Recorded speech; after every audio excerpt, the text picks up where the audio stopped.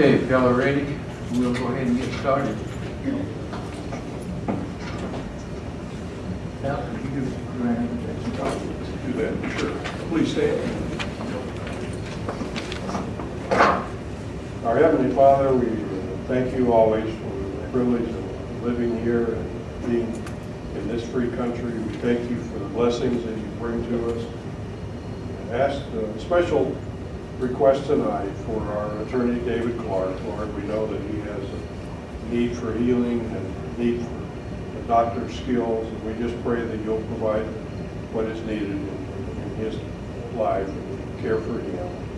Pray that you'll guide us as we deal with issues that affect every citizen in this county and help us to look mostly for the interest in what is in their best interest. Help us to seek your wisdom. In Jesus' name, amen.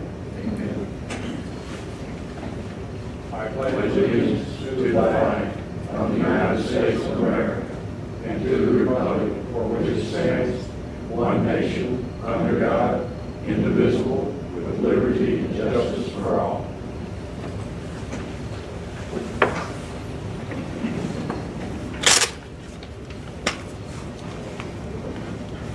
Okay, first item would be agenda approval. Does anybody have any changes to the agenda? I have none. Okay, if not, I'd make a motion that the agenda be approved. Second. All in favor? Aye.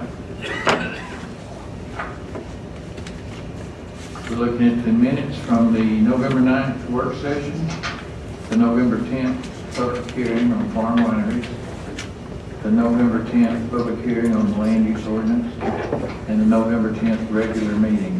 Does anybody have any corrections or changes to any of those minutes? I just realized about 20 minutes ago I did not have the work session, so I'm not ready to get the rest of it.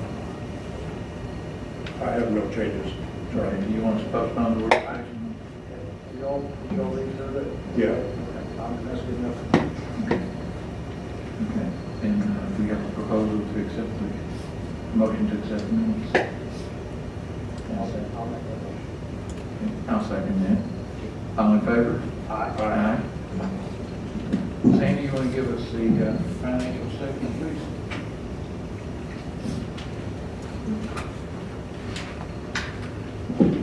This is the financial report for October 31st.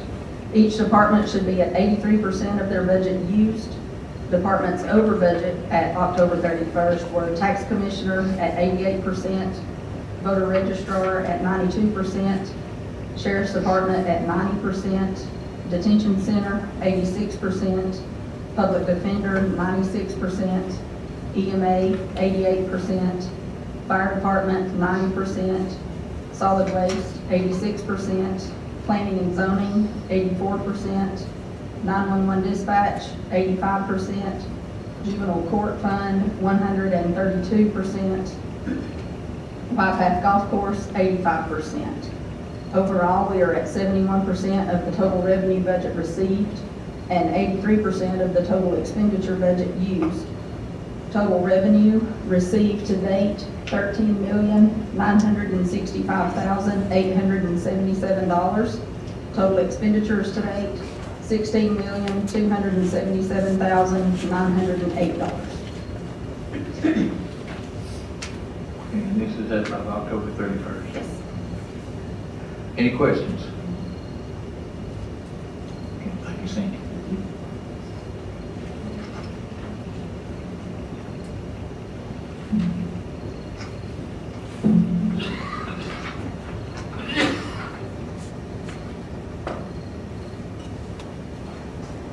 Okay, our first item is going to be action on an appointment to a member of the Board of Public Health.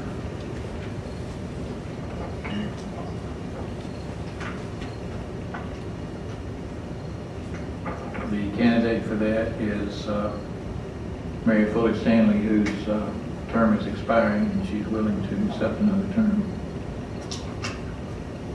Do we have any other candidates for that? I'll make a motion that Mary Fuller Stanley be reappointed to the Gilmer County Board of Health. I'll second. Any discussion? All in favor? Next item is going to be appointment of a member to the Joint Development Authority.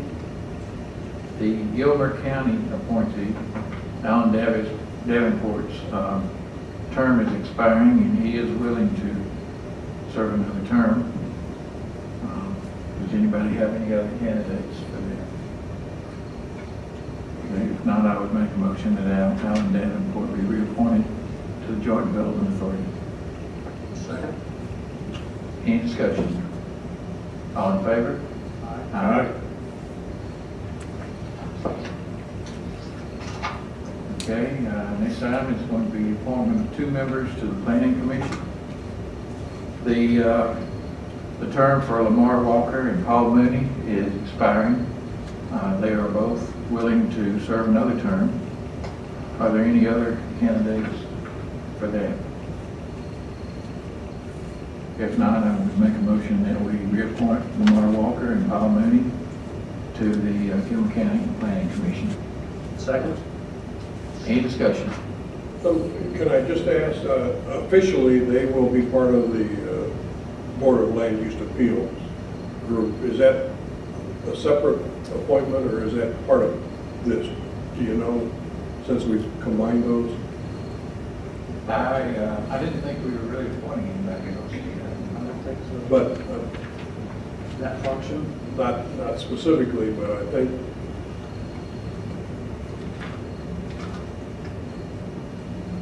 I just thought we had, when we changed that ordinance to combine them, that we had done something to that effect, but I don't remember. There may not be anything, I don't think we're appointing more to it. they are performing that function, I know. Let's just let David worry about that when he gets back. Give him something to look forward to. Yeah, there we go. Any further discussion? All in favor? Aye.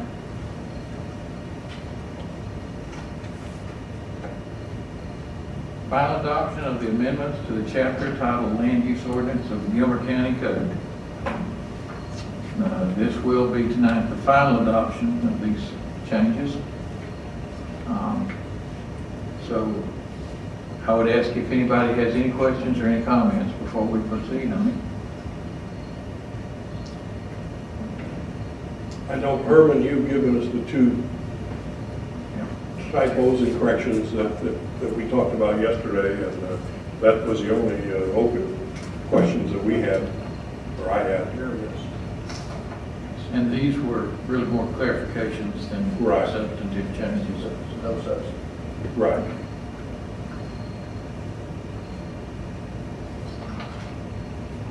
Okay. And do we have a motion? I would move that we adopt the amendments to the chapter titled Land Use Ordinance. Okay. I'll second. Any discussion? All in favor? Aye. The, We now have 178 pages of laws to be followed, Chad, everybody. okay, the next action is the final adoption to the farm wineries code. And I would make a motion on that be tabled until the February meeting, so as to coincide with some other changes that we're making. Is that a motion? It is now, yes. Well, I'll second that. And this is based on a conflict we found. Dallas located a conflict that the 2 ordinances didn't quite match up, and we're going to correct that and have them take effect at the same time. So I think that's perfect. And all we would have done, though, tonight would have been to advertise the changes on this anyway. So we're just postponing that. This is final adoption. Of the farm winery. You're right, I'm sorry. But what we need This to would have been the do, final adoption. what we need to do, and I had really kind of forgotten about that earlier, but I think what I need to do is make a motion at this point that we add to the agenda advertising for the changes to the land use ordinance. That one correction that we need to make. This would just be for advertising, it wouldn't be anything else. I think we discussed it yesterday. You tie it into the. Yeah. So should we do that first, since it's number 4? So before we act on that table in the farm wineries, let's go ahead and take the, Yes. in association with the item. Yes. Well, since we're doing it in association with item 4, do we have to change the agenda, or can we just? No, you just let those just Make make a motions already needed to change. Okay. We do need to make one correction to the land use ordinance that we voted in tonight. We felt that the land use ordinance needed to be voted in tonight, should not be delayed until February, which will be the earliest the next change could be made. So what I'm going to do is make a motion that we advertise for this change to the land use ordinance.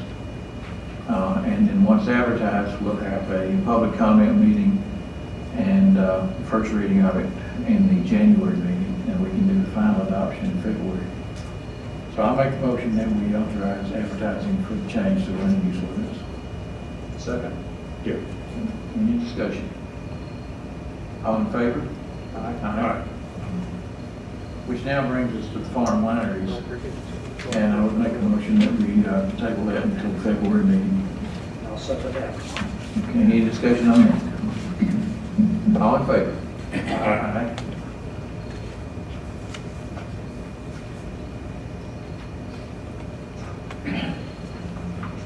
Next item of business is going to be awarding of the tax anticipation note.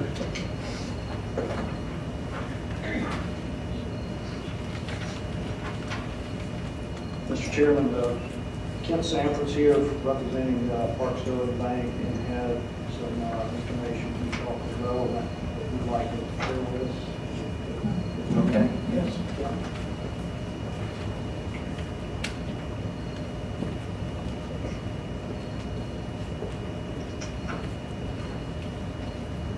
Thank you, gentlemen. You know, things have changed so much over the years that it seems to get more and more confusing, and it's not as easy to give a bid on public funds as it used to be. And margins have got so tight and interest rates so low that sometimes when we change up the way we do things, folks that's not in the banking business don't fully understand what we've done. So I wanted to speak to one item. We this year did offer a bid on the tax anticipation note. I shared with some of the folks in the office when I dropped it off that in all my years, which is up to about 35 years now in banking, it was probably the best tax anticipation bid that I'd ever signed off on. But as part of that, the county's getting in better and better financial shape as time goes on. The use of the tax anticipation note is very limited. The opportunity to give as low an interest rate as what we offered it has to be tied to deposits. And I know it becomes aggravating to move deposits every couple of years, but as I looked over the bids from last time the deposits were up for bid, I realized that it appeared our bid on deposits last time was fairly competitive, but there was some nuances that have changed over the years, and I just wanted to speak to the way that banks use earnings credits now. Because we offer you an interest rate, but then we offer an earnings credit to offset service charges, because every government entity wants service charges waived. And banks don't waive service charges, we offset them. So the way we offset those is in your non-interest bearing account. We look at the balances and we give you an earnings credit, which isn't real money, it's just phantom money that offsets the service charges. And banks offer different interest rates, which are real interest rates on your balances that's drawing interest. But in that phantom rate, the earnings credit, we offer different rates there also. So in our instance, we have historically, in every bid we've gone into, whether it's in Gilmer, Fannin, Union, Towns County, our earnings credit has been higher than any other bank that we've competed with. Our earnings credit in this bid, where we tied it without your permission to the TAN, is a 0.6% earnings credit. And what that means is whatever balances are needed to offset your service charges, you're earning 0.6% against some portion of your balances, and anything above that is available to become investable and get those true interest rates. We have exceeded the banks we competed with generally by twice. So if we're at 0.6 and the other folks are consistent, they're at 0.3 or lower. So if our interest rate for the earnings credit is twice what anyone else is offering, the balances required to offset your service charges will be half. So you end up with that extra half being investable funds that you earn real interest on. So earnings credit is relatively new, only a few years that banks have been doing that, and I didn't want to presume that anybody would even know what that was, especially when you did not ask us to bid on deposits, only on the TAN. So I don't know where we fell out in the comparison on everybody, but I think the TAN rate should have been very competitive with the other folks. But the opportunity to earn more interest is there in how we tie the deposit requirement to the TAN. So I just wanted to be available to share that with you, see if anyone had any questions about that. And I understand if you say he did not submit a bid that was in compliance, I understand that fully. Just want to give the county an opportunity to save some money and make some money at the same time. Just to make sure we're clear on the logic of your argument, the higher earnings credit rate that your facility offers, your argument is that that leaves more principal available to earn interest on. That's the cut to the chase. That's the cut to the chase. And then you get into the second phase of it, of comparing what the interest rates are. I mean, honestly, if somebody was offering twice the interest rate we were offering, then it might not make any difference anyway, but nobody's offering good interest rates these days. And I don't know for sure what you're even earning on the current one, but I know what every bank in the market was paying on a recent bid that I did for another public entity. So I've got a pretty good idea, but I don't know for sure what you're earning. So let me understand too, the earnings credit rate would apply to the deposits for the accounts that we would have, which currently we do not have those with your bank. Right. And so we would need to do that to open those accounts. Right. And that's where that applies, but then that gives you the opportunity to effectively be more competitive on TAN note or other. I would assume whoever has your deposits right now would be pretty close to our rate on the TAN because they have the ability to be. You're giving them free money on the deposit side. Let me, can I interrupt and ask Sandy a question? And maybe you know, Charlie, about when and how much do you think this TAN note will be needed and how much? Because that, to me, it has an impact on what we do. If we don't have to make this decision for the next 6 months, I'd like to maybe discuss this further or research it further, but where are we at on it? Take it all. This year's will be gone, but when will we need to draw on that next year? This year, we began drawing on the TAN note Mid-August. mid-August. Year before that, it was June, I believe, In April. and in April. We're moving. continually being able to move it back. If we can stay on that track, ideally, we should be in probably October. And the thing about that too is that once we get into, once we get into the late November timeframe, then we're starting to get our property taxes Right. coming in. Right. And I would not anticipate that we would need to draw them at that point.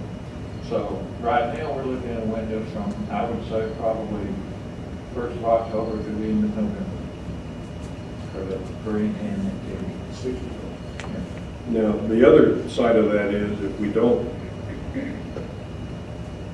close on this, so to speak, now, would we have to have, how long would these bids be good for? Yeah, and how public do they become? Because, Well, these are strictly bids right now. They can't be altered at this point, so that's, I don't know that that's a problem. I have ran into a situation in another county where we offered a better bid and everything got tabled, and then the other bids got changed, and then we withdrew our offer. That's not gonna happen. What I would say. That's not what I'm suggesting. What I would say, if we did what you're suggesting, is that we would essentially just move a decision to January, not accept any more bids, or ask for any more bids, or allow any changes. The other thing we can do is, we're going to have a special call meeting for the budget, and we can include this in on that, which would only push it out. We'll push it out to the 29th. So we could make a decision, we could have time to look at the ramifications of this and still make a decision before the first of the year. I think that's a good approach, because I would like to understand this better. Well, I think in my mind, the bids are close enough that it's worth consideration, and I don't feel the urgency to do it today because we don't need this damn note for Right. months. And really what I was trying to do was to open your thought process and the possibility that you're leaving money on the table on the deposit side. I understand. So from your perspective, if we were to table this tonight and take it up on the 29th of December, that would still work with the bid that you submitted? Yes. My only other question is, what is the process for awarding accounts to financial institutions? Is there a structured process in our code that can we do what we're proposing? Don't we have to bid the accounts too? Well, that's a good question, because in the past, we have bid. We have bid accounts. And what we're And doing essentially, is we're not giving the other institutions an a chance opportunity to to bid, bid. so I'm not sure we can do this. I think you would have to open it up on the other side.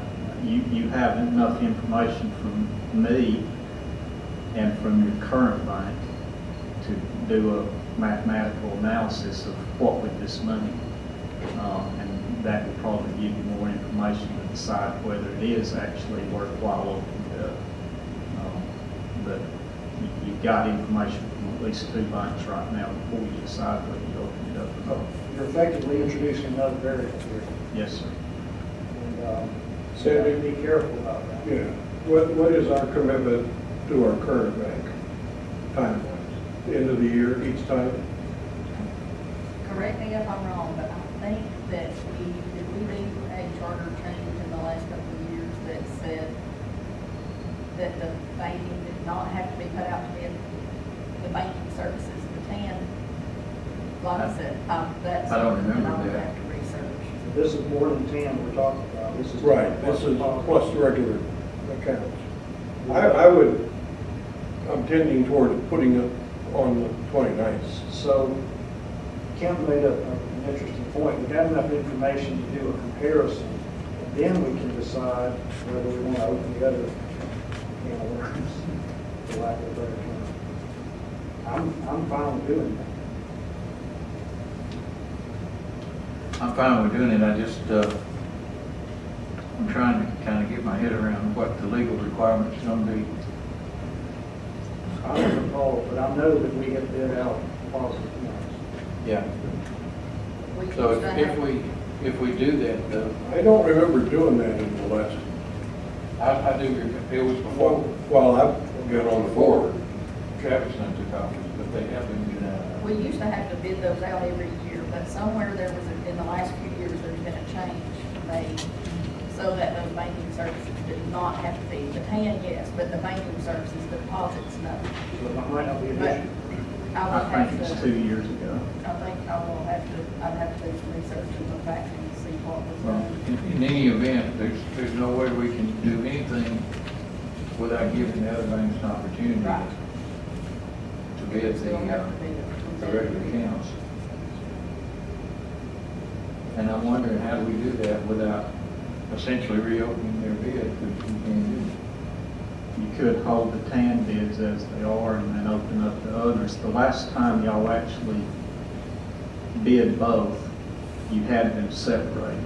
It was two different RFPs, one for the tan and one for the deposits, so that you had the opportunity to split the relationship if you wanted to. So I think you just have to open up a separate RFP for the deposit side and keep whatever you've got on the tan side. Well, I'm good with moving this to the 29th. Of course, yeah.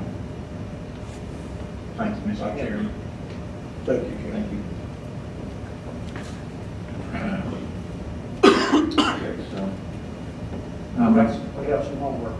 we did. But first, I need to make a motion that we move this to the 29th meeting, or to the special meeting, which we haven't called yet. Is that going to be a problem? That was one of the items that was discussed at the last meeting. Yes. At Yes. the workshop. Okay, so we do have that. We haven't officially called the meeting, but we do have that We haven't scheduled. voted on it, but it's one of the items. Yeah.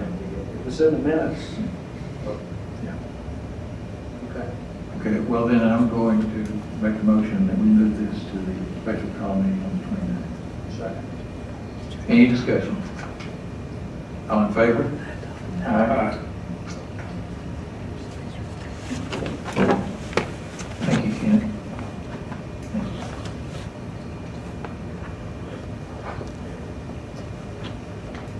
Okay, item 7. Resolution on an ordinance regulating activities on the unincorporated rivers of the county. I believe that was going to be postponed. The wording, the changes in the ordinance, the wording was not made available until the very last minute before the workshop, and so we were talking about tabling that for 30 days Okay. to give everyone a chance to fully digest it and consider it. So I'll make that in form of motion. Okay. I'll second that. Okay, is there any discussion on that? All in favor? Aye. Sandy, if you would make a note, please add that to the attendance for the next meeting.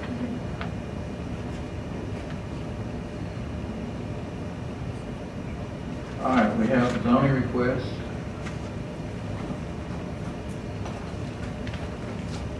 The first one is going to be an application from Kevin Moss to move from R1 residential to A1 agricultural.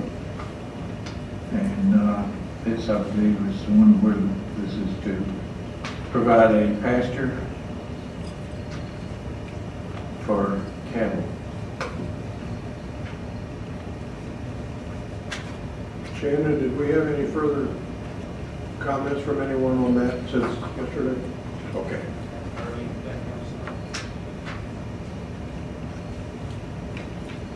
Based on the, well, didn't want to hear, I guess you want to ask that. Is there anyone here to speak specifically to this request for rezoning?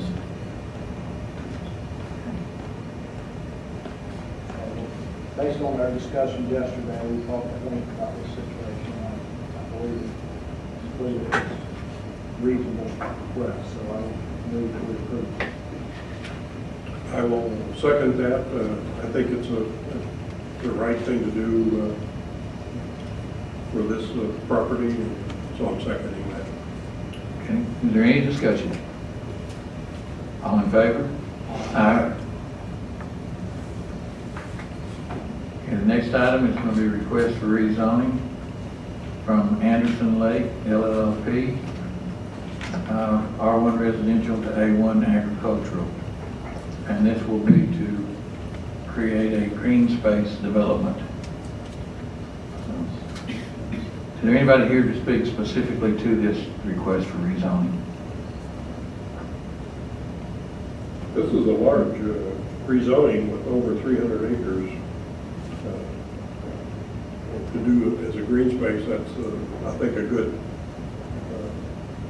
move for our county to have that in place. So I'll make a motion that we approve this request. I'll second.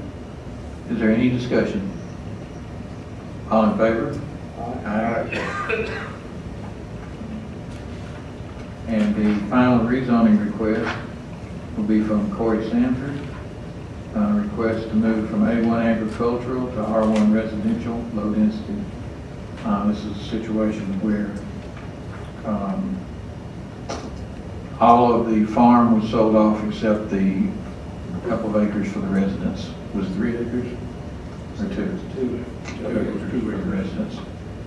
Okay. So this is bringing the other compliance. Exactly, yes. Is there anybody here to speak specifically to this rezoning? Okay. Still, no complaints from anybody on this? Okay. If that be the case, I would make a motion that we approve this zoning. Second? Any discussion? All in favor? Aye. Okay, the next item will be to appoint a member to the Emergency Medical Services Council. The term for Scott Stevens is expiring, and Scott is willing to accept another term. So I would, do we have any other candidates for it? And I would make a motion that we reappoint Scott Stevens to the Emergency Medical Services Council. Second? Any discussion? All in favor? Aye. I gotta make sure I say this next one right. It's a mouthful. Appointment of a member to the Georgia Department of Behavioral Health and Development Disabilities Planning Board.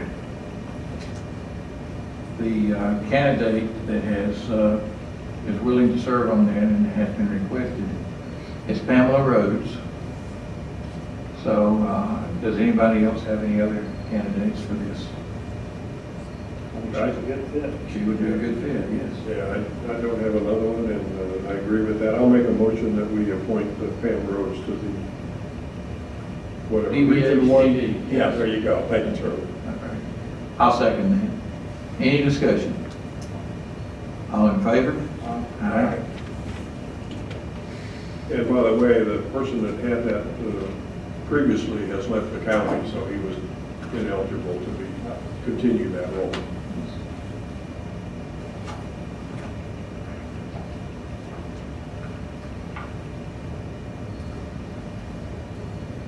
Okay. Next item is going to be the appointment of a county clerk. And I would make a motion that we appoint Edwina Damon to be our county clerk. And I believe she had a period of time, so when would we effective date? This would be effective on December the 19th. I'll second that. Is there any discussion on it? All in favor? Aye. Next item is the approval of an application for Mr. Patel at Airport Grocery for an alcoholic beverage license.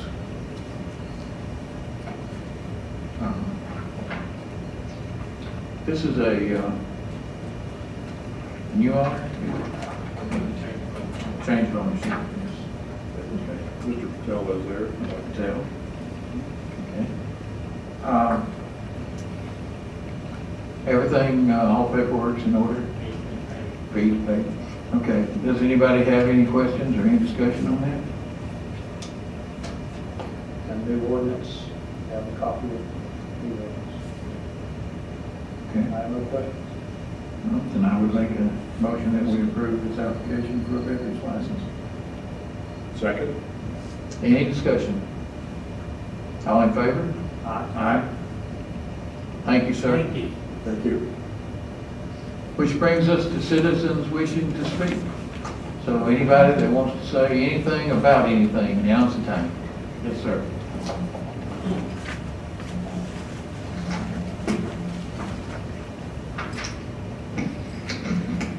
Gentlemen, my name is Tom Harris. I'm the president of Buckhorn Estates Property Owners Association.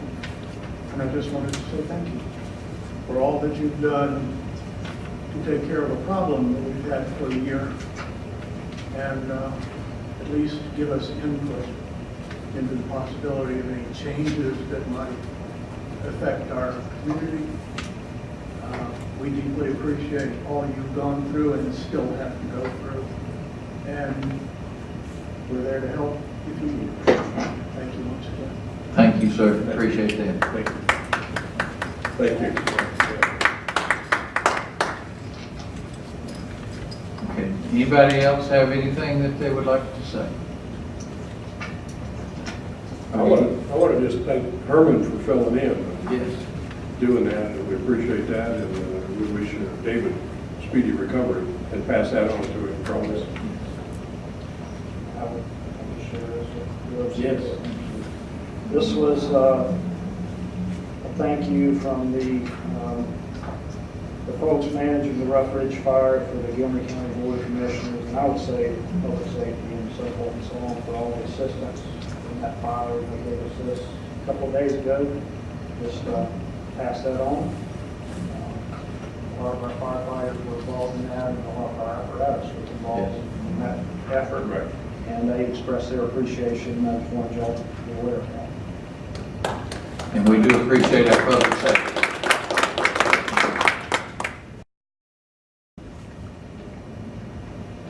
Mr. Chairman, did you want to discuss my dump truck situation?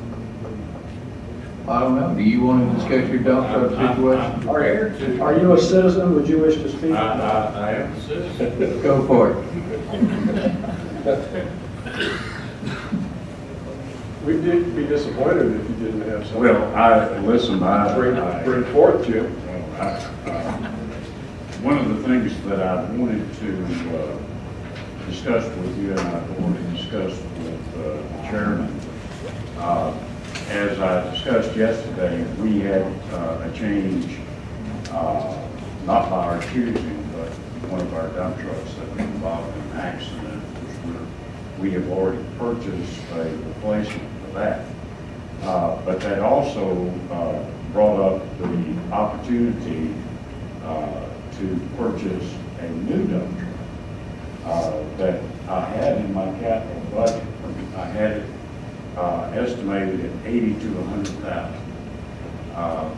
The Rush Truck Center, which is the international dealer, has a state contract for the current period with the Georgia Department of Administrative Services.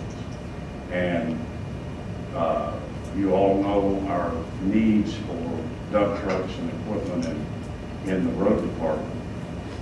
And I have a copy of the state contract.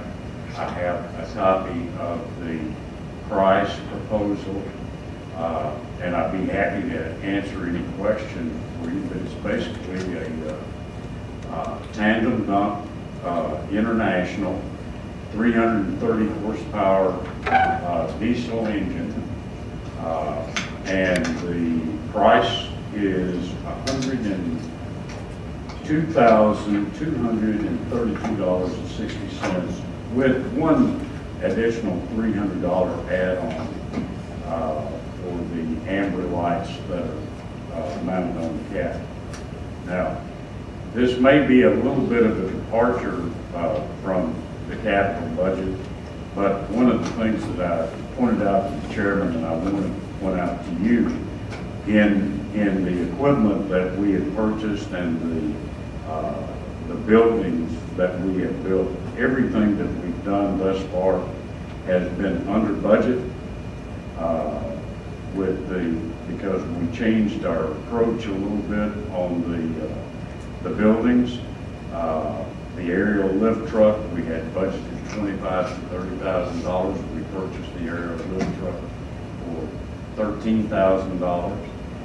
So the money is in the capital budget to purchase that new dump truck, which will be the first since the year 2000. You know. Jim, would you share with us your experience in trying to find a good used dump truck? Well, yeah, our experience is that most of the trucks that we have been able to find, with the exception of the one that we purchased, anywhere from 300 to 400,000 miles, they were worn out. And they were actually higher in price than the used truck that we finally found. The used truck that we finally found was from Rush Truck Center, international dealer in the state of Gilmer. It was actually owned by the state of Oklahoma. And it was used for snowplow. It only has 69,000 miles on it. It's 2011. And with the purchase of the truck, the snowplow also goes with it. So we got not only the truck, but another piece of equipment that we certainly can put to good use. So the relationship thus far that we've had with Rush Trucks has been a very positive. And this opportunity that we have, they have 2 chassis on the line.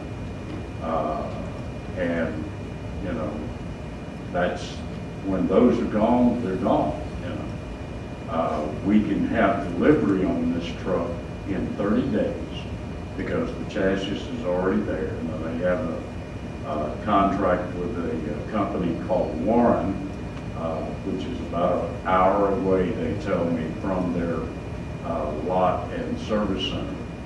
That would actually build the bed and mount the bed on the chassis, and we would have delivery in 30 days. Now, that's contingent upon us getting a requisition and a purchase order to them by tomorrow. So if we so a mind to make that purchase. So I have 2 questions and a comment. Yes, sir. You mentioned the bucket truck, and I know we bought that, and there was some issues getting it certified through It's the... certified, sir. All right, It is got it. on the road cutting limbs. Congratulations. Thank you. That was number 1. Number 2, just for clarification, the price, the $102,000 and change, includes the bed. Oh, yes. All right. And I have a copy. I did I not don't make need you. that. And then the third is just an observation that since it's a state contract price, we don't have to go through the bid That process. is correct, sir. I would mention too that since the delivery of this would actually occur in 2017, on the current budget work in progress, that money for the proposed budget for 2017, the money that Jim mentions that's there now, has been moved forward into the 2017 budget. You probably saw that line. So that and some other things have been moved forward. So this would actually be part of the 2017 capital budget. Well, now, your able financial officer, Charlie, what she tells me is that if the requisition and the purchase order is issued before December the 31st, what she does is she encumbers the funds. So we would simply encumber the funds in 2016, take that out of my capital budget in 2017, and I can buy something else. No, when it's taken out of your budget, it's out of your budget. This is not the federal government. Right. I'm teasing, Charlie. Is this a cash deal, or do we do like we have before and do a 3-year purchase? I am proposing, Dallas, that we do cash deals when possible. I don't- I'm in agreement to do I don't that, and I really wanted to want ask that. Yeah. Yeah. And I think Travis and I had a full discussion in one of our previous meetings that sometimes it makes sense, the financing makes sense if you have a need for the money that makes it worthwhile to pay a little bit of interest so that you can use the rest of that money somewhere else. I don't believe we're currently in that situation for 2017, so if you'll notice, the 2017 budget, all of the new equipment that's proposed for 2017 is proposed on a cash basis. And I'm in agreement with that approach, just to let you know. Another question, what size bed do you put on these, or that, is it?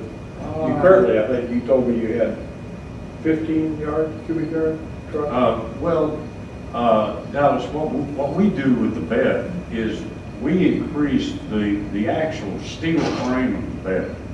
And we take what we call rails and we put on top of that, and that bed will hold about 14 cubic yards of dirt safely. Now, in tons, what we traditionally do with our tandem trucks is we'll haul about 18 tons. That would be stone or dirt, salt, whatever it might be. But I have.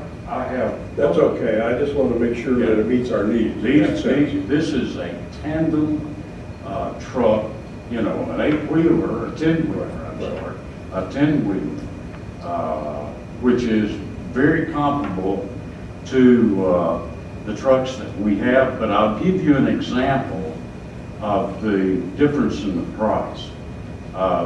We currently have mostly Macs, and the Mac price for the same truck is $138,000 as compared to the $102,000 off of the state contract for an international.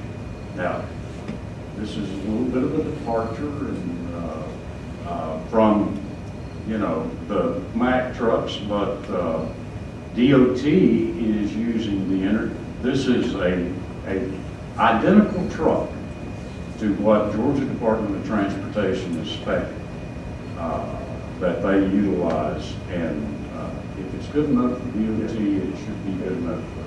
So what do we need to do to capitalize on this? We need to get a purchase order out tomorrow for it. That will let us lay claim to it.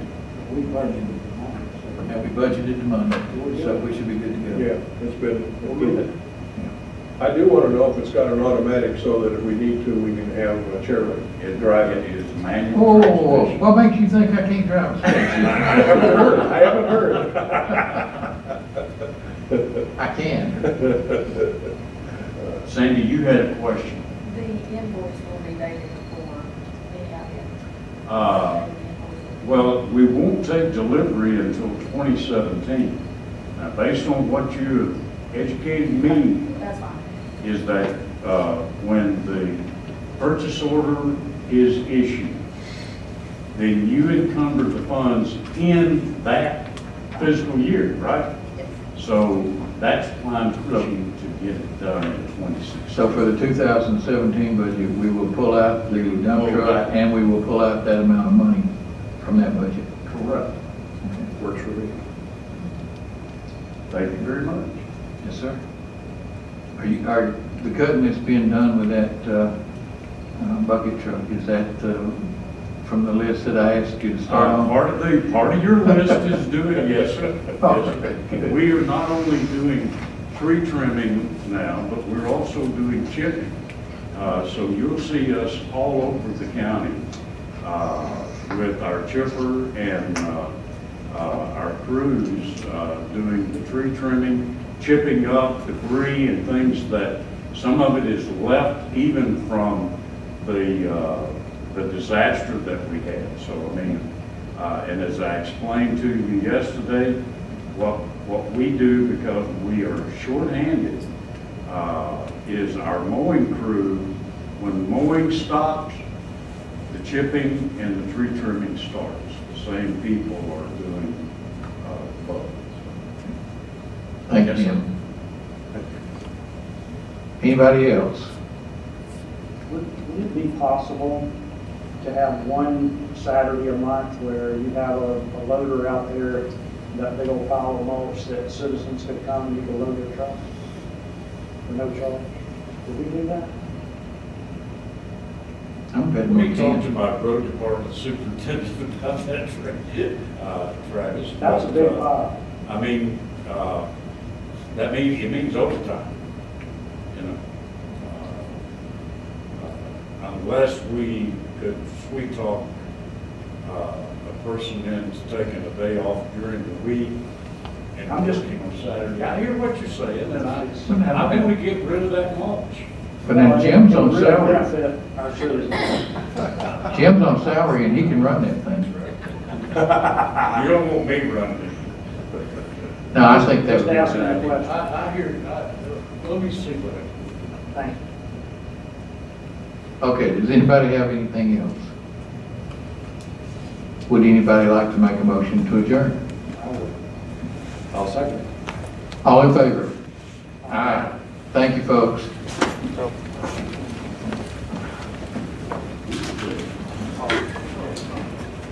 Thank you, guys. Thank you. Thank you. Let me tell you. Guys, you got. We almost did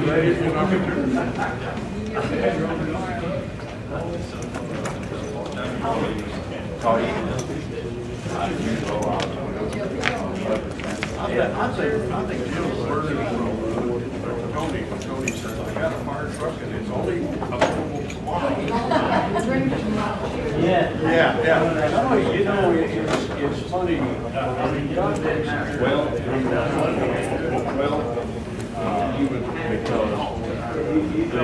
the acts we have of the land introduced us to brush trucks. Yes, I have been somehow or another that was strict on that. And I kept absolutely guys and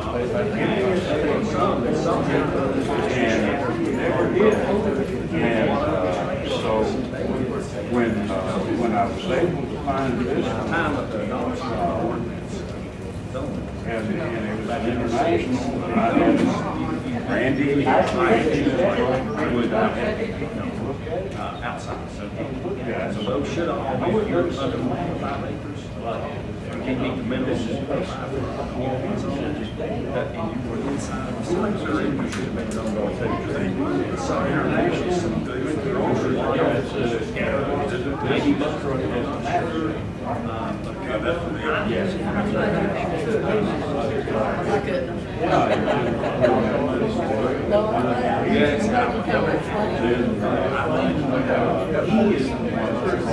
It would make it really, the long and short of it all, it doesn't change it through our. You know what I mean? It really didn't matter, it just created a mix, kind of a mix of zonings. Because in your subdivision, the only thing that we do is setbacks. You know, it doesn't mean you can use it any less or use it any more, but it is what it's more compatible to what it's supposed to be. Well, what it would do is, let's say you've got a subdivision, for instance, we don't have a lot of data on real subdivisions. Do not have one of Mountain's got, Mountain's got, Mountain's Blackberry Mountain, Coast Quality, Mountain Creek, all of them have their own level. If there's some of the real well holders that was and you have all R2, 20, the difference in what you setback makes some stuff that might cause in that subdivision. So I'm not 100% sure when we talk about doing that. What's the fire subdivisions that let me ask you. Major subdivisions that have their own covenants. Because they simply it's absolutely not changed. Well, that's weird, what y'all have. flat state road. Exactly. Yeah, I'm doing all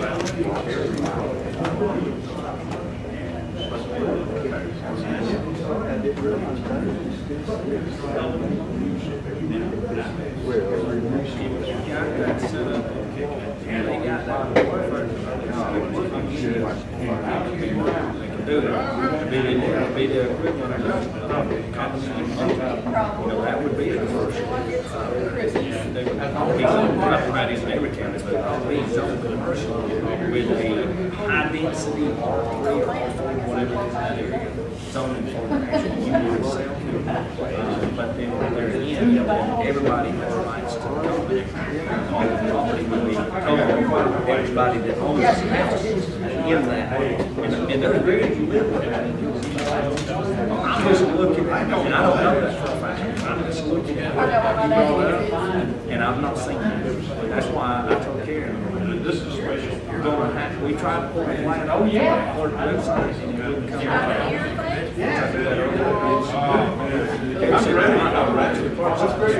I have no idea where that happens. If we do, if we go.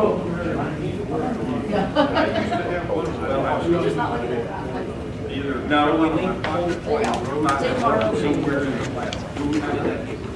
But I have, that's what's legal. All right. Okay, sir, are you gonna be around tomorrow? You're gonna be